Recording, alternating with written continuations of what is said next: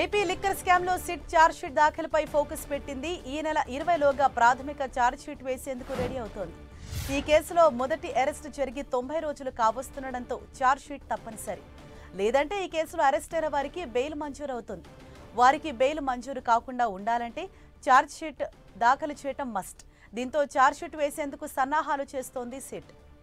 10 రోజులకు పైగా ఇదే పనిలో నిమగ్నమైన సిట్ అధికారులు, న్యాయ నిపుణులు, ప్రభుత్వ న్యాయవాదులతో చర్చిస్తున్నారు.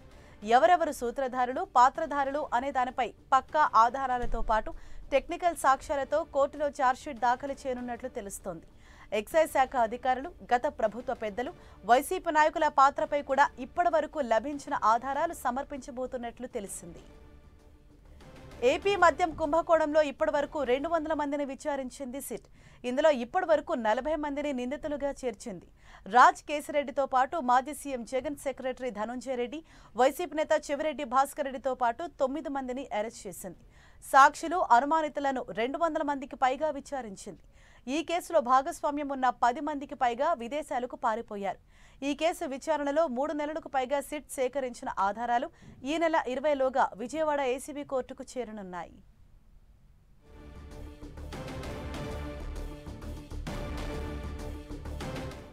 ఏపీ లిక్కర్ కేసుకు సంబంధించి ఛార్జ్షీట్ వేసేందుకు సిట్ అధికారులు రెడీ అవుతున్నారు. ఇదే విషయంపైన మరింత సమాచారం అందించేందుకు మా ప్రతినిధి జయరాజ్ మనకు అందుబాటులో ఉన్నారు. జయరాజ్,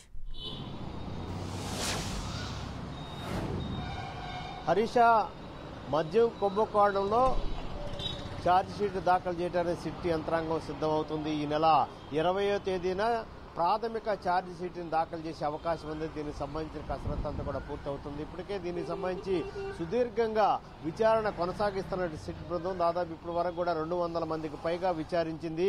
వారి నుంచి చాలా కీలకమైనటువంటి ఆధారాలన్నీ సేకరించింది. ఇప్పటికే 11 మందిని ఈ కేసులో రిమాండ్ విధించింది. దీంట్లో కీలక సూత్రధారిగా ఉన్న రాజ్ కసిరెడ్డిని మొదటిసారిగా అరెస్ట్ చేసిన తర్వాత దాదాపు ఈ నెల 22వ తేదీ నాటికి 90 రోజులు పూర్తవుతున్న సందర్భంగా ఈ 90 రోజులు పూర్తయితే ఈ కేసులో ఉన్నటువంటి వ్యక్తులకి బెయిల్ వచ్చే అవకాశం ఉందని భావిస్తున్నటువంటి సిట్ యంత్రాంగం 20వ తేదీన ఆ ప్రాథమిక ఛార్జ్ షీట్ ని దాఖలు చేసే అవకాశం ఉంది. ఈ కేసులో మరింత దర్యాప్తు కొనసాగుతున్నటువంటి నేపథ్యంలో దీంట్లో కీలకంగా 35 నుంచి 40 మంది కీలకంగా సూత్రధారులు ఉన్నటువంటి నేపథ్యంలో వారిపైన ఎఫ్ఐఆర్ కూడా నమోదు చేసింది సిట్ యంత్రాంగం.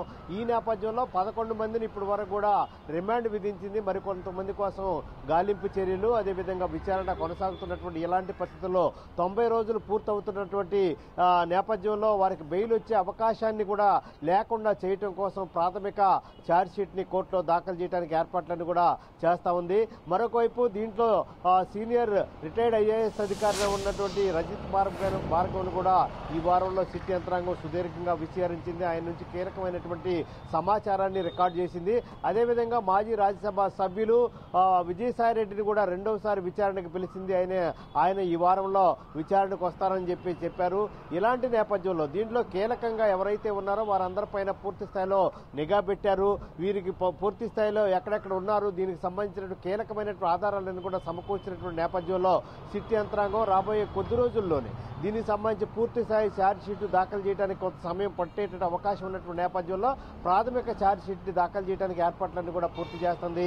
దీంట్లో 35 నుంచి 40 మంది నిందితులు ఉన్నట్టుగా ఎఫ్ఐఆర్ నమోదు చేసిన నేపథ్యంలో వారి కోసం గాలింపు చర్యలు చేపడుతుంది. ఇప్పటివరకు అందిన సమాచారం ఆధారంగా వారిపైన పూర్తి స్థాయి నిఘా కొనసాగుతా ఉంది. దీనికి సంబంధించి ఇప్పటివరకు అరెస్ట్ చేసి రిమాండ్ విధించిన వారు అటు హైకోర్టులోనూ ఇటు విజయవాడ కోర్టులో కూడా బెయిల్కి ప్రయత్నాలు చేస్తున్న నేపథ్యంలో వారికి బెయిల్ వస్తే సాక్ష్యాధారాలు తారుమారు చేస్తారు.